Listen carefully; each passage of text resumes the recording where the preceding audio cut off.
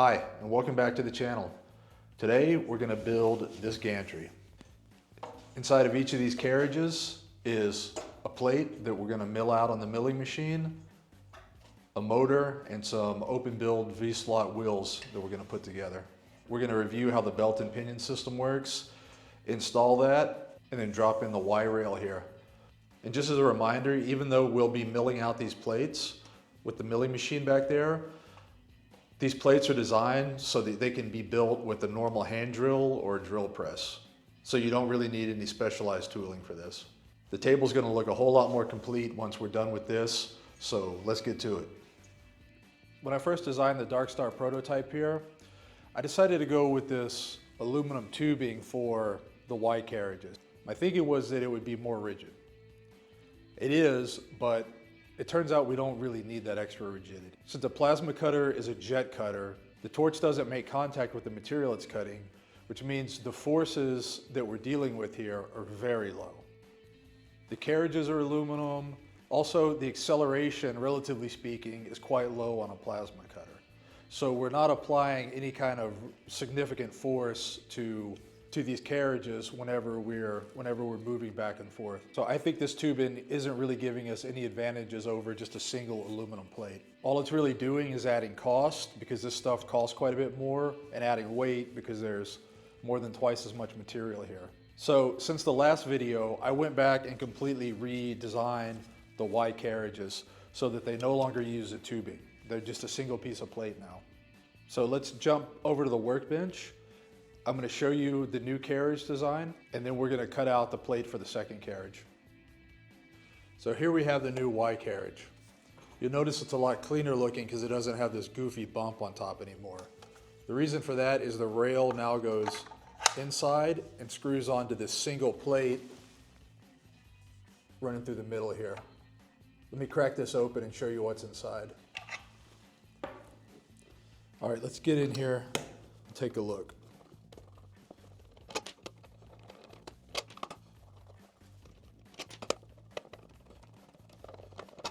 So just to orient ourselves, the carriage rides like this. The rail goes through here, and the X-axis rail goes through here. So now pop the outer cover off, and we see we have a single plate with a motor attached because we're using a belt and pinion system here. So the motor is actually attached directly to the plate of the moving carriage. You can see on the back here, there's a large hole where our wire that goes to the right-hand side Y carriage is actually going to go through this hole, so that we're getting rid of the need for an entire drag chain, which is a big cost savings. Like I said before, the X rail will go right in here, and it's held on by these.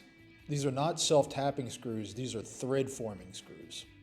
Thread-forming screws are what you want to use whenever you're screwing directly into an untapped soft material like aluminum or copper.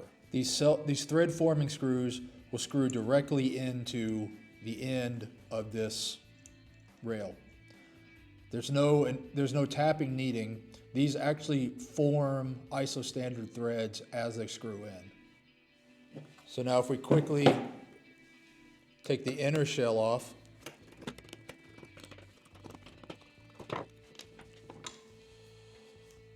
you'll see here that we simply have the 4 open build standard V-slot wheels. These are going to be switched out to be polycarbonate just for a little extra durability instead of the Delrin. Honestly, not really sure if this is necessary, but we're going to give it a go. And these are obviously attached to the plate, attached on only one side, but this is, I've tested it quite a bit, and this is more than rigid enough for our purposes. Now, if you look at the shell here real quick, you can see how the shell is actually held onto the plates. We're using these heat set inserts. These go in really quick and easy, almost foolproof if you have the right tool to do it. And here is the right tool. So this is essentially a soldering iron attached to a little springy frame. The purpose being the soldering iron is held steady. As long as it's attached to this frame, it'll only go straight up and down, can't rock back and forth side to side. You can insert heat shrink inserts with a handheld soldering iron, but you're inevitably gonna rock one direction or the other a little bit, making your screws go in not quite perfectly. With this thing, you get your heat set inserts, one of these guys. Just grab your part, pop it in place. I always put a little recess here so that the heat set insert actually just sets by itself right in the right spot. And it's not hot right now, but you basically just push it straight down and in it goes. Pull it out, and it's perfect. Now it's time to mill the plates on the milling machine here. I decided not to go into detail on how I set this up because the video is going to get really long.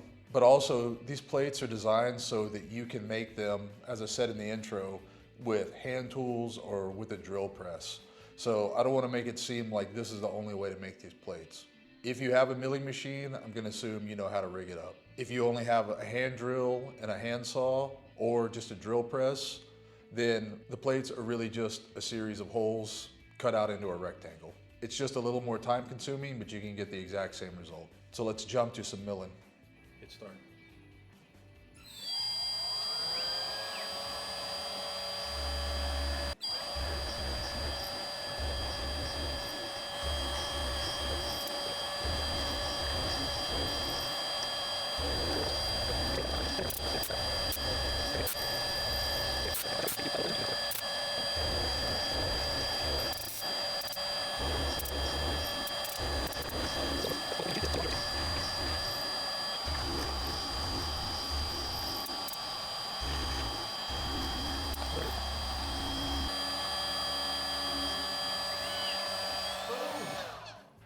Whenever the plate comes off the mill, it has these little bridges here that keep the mill from launching the plate into the low Earth orbit whenever it finally separates the border here. So I'm gonna drop this real quickly into the bench vise and cut these off. I've got the soft jaws installed here to keep from marring this too badly, although in this case it wouldn't really matter.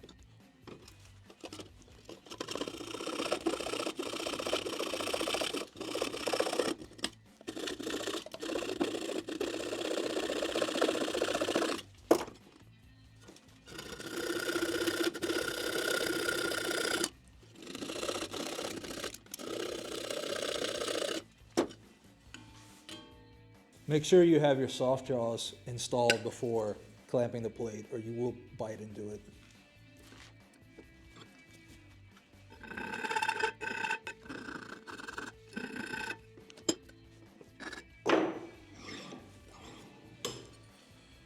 So there it is.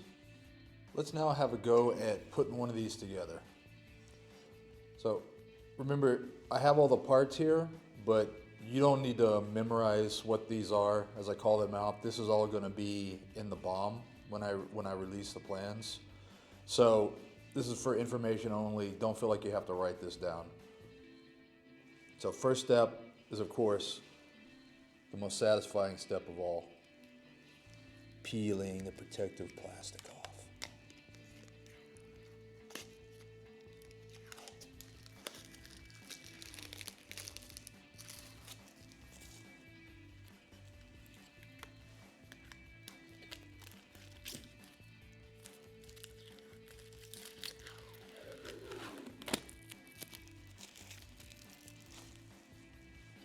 The first thing I'm going to do is put the motor on.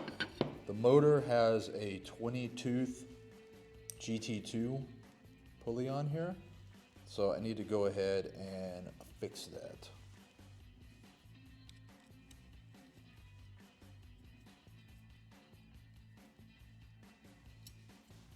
Motor's prepped.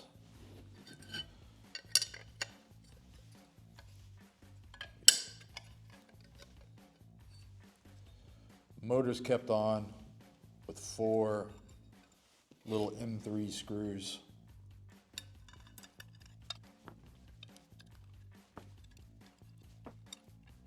Right. 4 screws on, give it a little tighten. That's pretty much it there. Make sure the connector is pointing up. The next step is going to be to put these 4 wheels on. We're using the open build style V-slot rail. So the 2 bottoms are going to have 6mm long eccentric spacers, and the top 2 are going to have 6mm long normal spacers. So here are the eccentrics.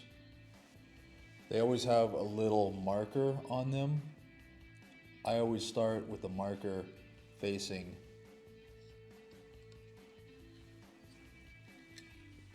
down.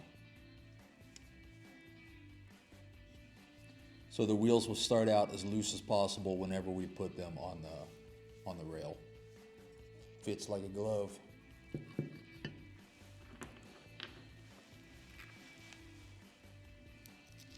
Prep 2 of these polycarbonate wheels by sticking the M5 bolt through them.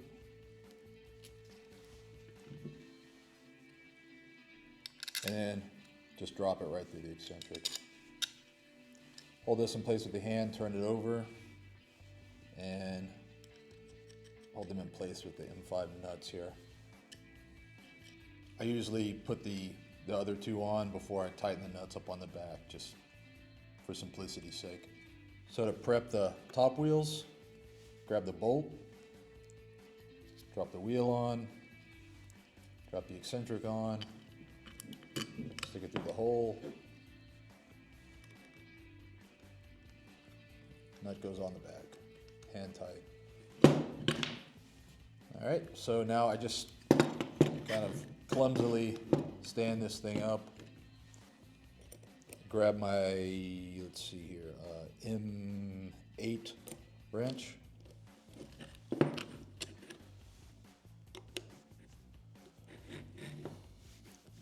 $3mm hex driver, and just screw it in. I'm doing the bottom wheels right now.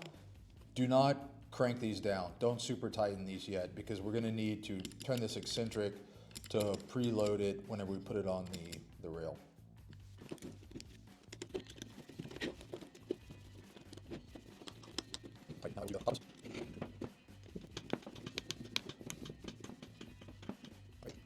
You can go ahead and tighten those down. Don't get crazy with those. These things are rigid by nature, so you don't have to over tighten.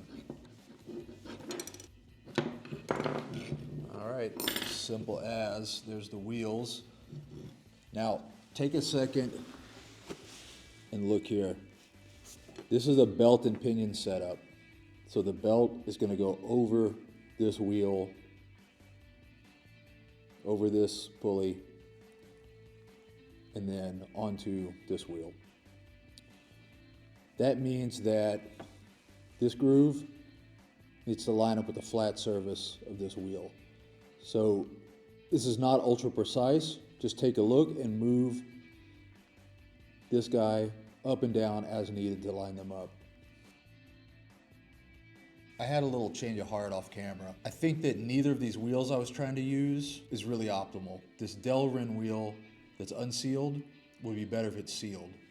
And this sealed polycarbonate wheel should probably just be Delrin. I've never actually used these polycarbonate, so better the devil you know, better the Delrin. So I've swapped the wheels on both plates with sealed Delrin wheels. I'm feeling pretty good about these. Let's take these behind me to the table and mount these up. Here we are back at the table. This is the right side Y rail. Carriage is ready to go. All we have to do now is slide it on like so. So as you can see here, if I push it, it's hard to get a feel for it, but it's already got quite a detent on it. I don't think I'll really need to mess with these eccentric spacers on the bottom here. I might even try to loosen it up a little bit. I'm just gonna open and then reclose the top wheel Because there is a very small amount of play in those, I'm just gonna allow it to reseat where it wants to be. All right, that's more like it. That's more like it. There's a very simple sanity check you can do to make sure that you haven't gone too far with the tint. Just put a straight edge on the back of the plate and make sure it's not bowed. If it's bowed, you got it way too tight. You can just loosen it a little bit. Just adjust the eccentric spacer that's down here with a wrench. Turn it, tighten it back, and you're good to go. And smash cut to the left side. I'm gonna go ahead and put this one on. Just line the wheels up with a groove. Give it a little push. There it goes. Whee! Before we go any further, we need to go ahead and put the belts on. What we're gonna do is use this glass fiber reinforced belt and this little double T-nut guy here to run the belt through our belt and pinion system. This is just a bog standard GT2 6mm wide belt. Nothing really remarkable about it. And another standard part, double T-nut. So belt and pinion drive system is a little unusual. So I'm gonna go ahead and give you a little visual demo the way we're gonna put it together. The belt itself will be fixed on opposite ends of the rail. It's gonna loop over the wheels. My fingers here are the wheels. And then go under and engage with the gear on the motor. So essentially, to set it up, we run the belt all the way under these two wheels, or over these two wheels. Grab it like this, give yourself some slack. Push it together so that it drops down. Yeah, see there? Pull that down, pull that over, and there you go. As the motor turns, the carriage moves. Couldn't be simpler. Right now we're at the back side of the left Y rail. I've just got the belt pulled out a little bit. We want a little extra tail here that we can grab onto to tighten this up because we're going to tighten it from the back. Just going to slide in the double T-nut. The rear of it is just flush with the rail here. You do not need to go gorilla tightening this down. Just snug it a little bit, or otherwise you risk drilling through the belt. Okay, now top to the front, finish it up. So like before, just pull the belt, slide the T-nut through. Don't go crazy with it when you're tightening it down. And then just cut off the excess with the dullest knife you can find. And that's pretty much it for the old belt and pinion system. Couldn't be simpler. The advantage of this, really, to me, is that you are cutting the length of the belt in half by using a belt and pinion system, which effectively means you can make it twice as long before having to worry about stretching the belt. Plus, you save a couple pennies on belt. Before I go ahead and do the other rail off camera, I wanted to give you a quick couple of notes here. I'd originally showed you this setup incorrectly. If you notice there's a little lip on one side of this T-nut, you have to put the bolt in from that side or there's not enough room for it to fit in the rail there. So pay attention to that. The other note, in order to tighten this belt up, all you gotta do is just give it the littlest tug. Do not need to go crazy with it. It's a tiny tug and tighten her down. Less is more. All right, I'm gonna go do the other rail and then we're gonna put the shells on. So our next step is to pop on the inner shells. Just goes on the back here. Take our M4 screws, using the top and bottom holes. We just screw it on, not much to it. Now, the outer shells, we're gonna wait on for a minute because we're gonna need to drop in the X-rail and screw it on before we put these on.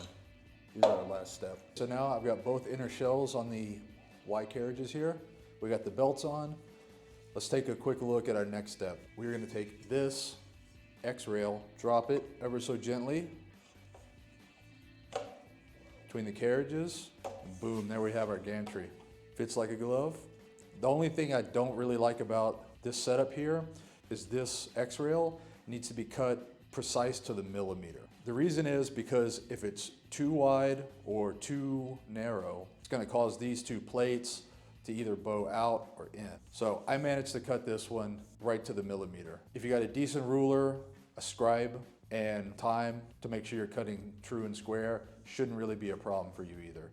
If in doubt, go a tiny little bit too narrow, and then you can always use a washer, like an M5 washer as a shim on one side if you really need to, because the portion of the rail that's inside the shell here isn't used for anything anyway. So now I just need to take 2 of these thread forming bolts, put them on each end, and then put the outer shells on, and our gantry will be more or less mechanically complete right now.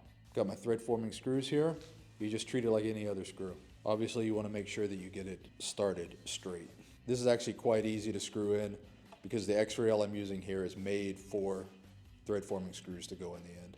I could save a couple of minutes by using a drill to drive these in, but I haven't done this very much, so I'm doing it by hand just to avoid even the possibility of stripping anything out. This first screw you put in, don't tighten it down yet. Wait until we get the second one in. All right, and there it is. X-axis is now affixed. So now we grab our outer shell and just screw it on. Tighten them down and ta-da, clean. And there we have it. The gantry's installed. So in the next episode, we're gonna build and install the Z-axis. I've just completed a total redesign of that, so that's gonna be interesting. Make sure you like and subscribe so you don't miss out. Until next time, get back to work.